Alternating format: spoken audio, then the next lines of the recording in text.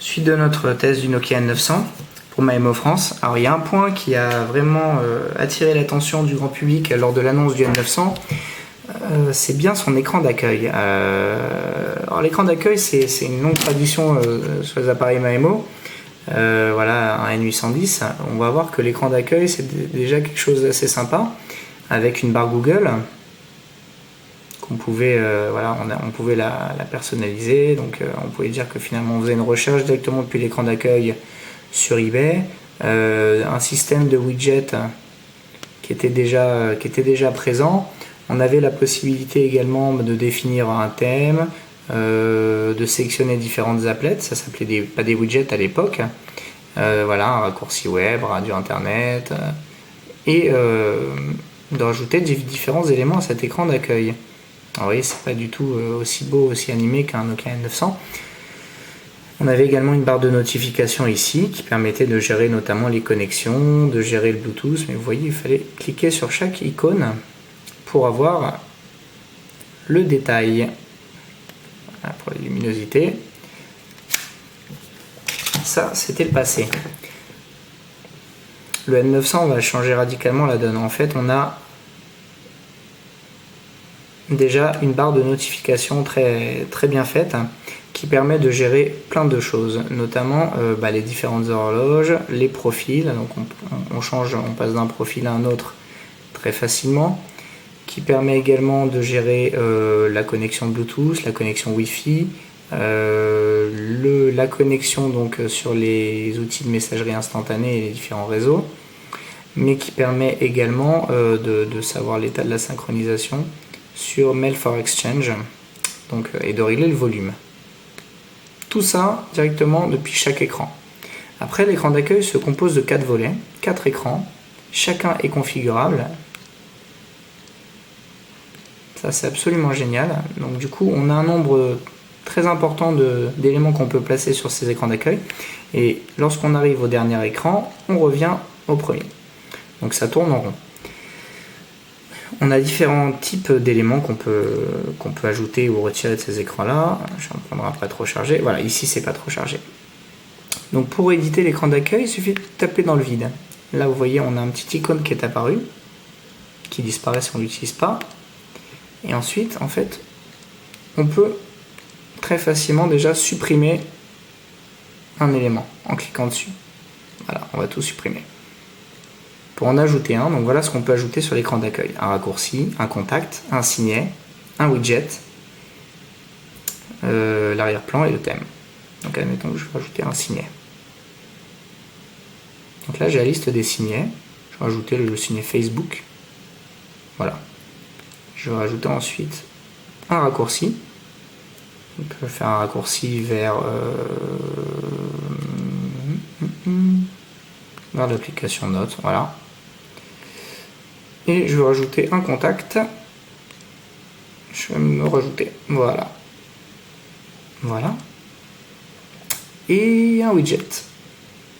Un widget, j'en ai pas mal. Je vais rajouter le widget calendrier. J'en ai sélectionné deux là. Non, voilà. Widget calendrier. Donc ce qui est intéressant, c'est que je peux les placer où je veux.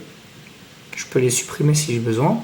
Je peux même les faire changer d'écran. Vous voyez là, il y a une zone bleue sur le côté. Lorsque l'icône passe dans cette zone bleue, il va l'être dans l'autre écran. Donc c'est très bien foutu. Voilà. Lorsque j'ai terminé, j'édite. Voilà. Et donc là, je retourne sur mon écran. J'ai mon contact. Donc j'accède très facilement au contact. Je peux écrire un mail, commencer une discussion. Voilà. Donc là j'ai un widget météo qui m'affiche les infos météo. Pareil, je peux le personnaliser en affichant la météo. Donc là j'ai mon raccourci Facebook. Alors normalement ça m'affiche la miniature, je sais pas trop pourquoi ça m'affiche pas là. C'est pas grave. L'application Notes. Donc vous voyez, tout se lance très facilement depuis l'écran d'accueil.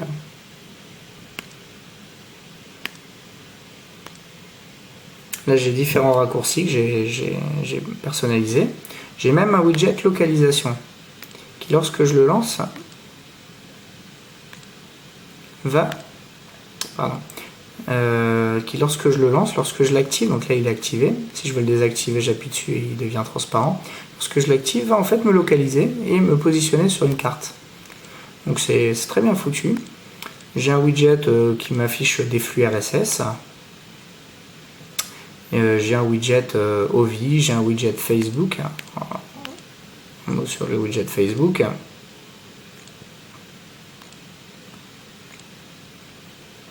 Voilà. Le widget Facebook en fait va m'afficher les derniers statuts de mes contacts, ainsi que le nombre de messages, également d'événements et de notifications et de demandes d'ajout de contact. Lorsque je vais cliquer dessus, en fait, ça va m'ouvrir le site Facebook et pas l'élément en particulier, type le contact ou le. Donc là, je vais arriver sur ma homepage Facebook, mais pas sur un élément en particulier. C'est un widget, ça permet de donner une vue rapide, pas autre chose. Voilà. Qu'est-ce que je voulais dire d'autre sur cet écran d'accueil? Alors bien entendu, on peut changer très facilement le fond d'écran. On peut mettre un fond d'écran, voilà, une photo. On peut choisir, bon là c'est des thèmes, donc c'est des photos qui vont par 4, mais je peux également choisir en mettre une individuelle. Le changement est quand même assez rapide, voilà.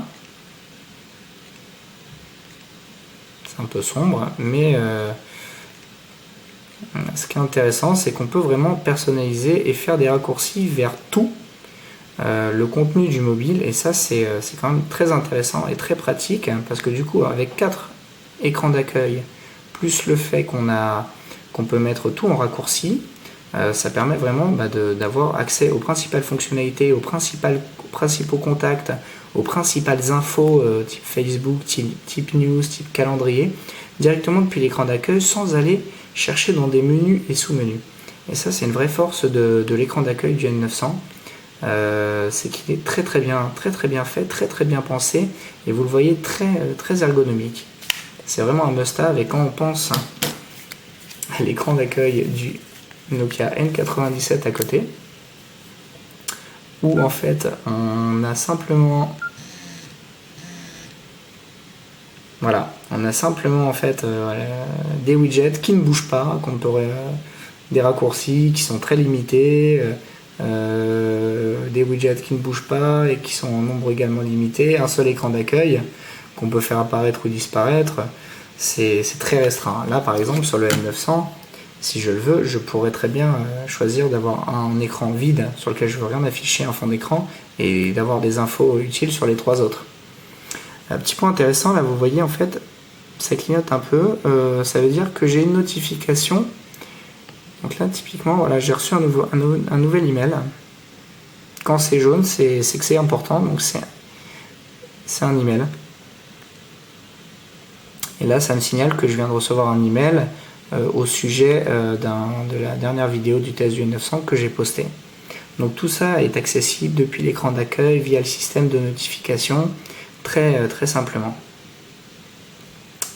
Donc voilà, donc en résumé, l'écran d'accueil du N900 c'est une vraie réussite.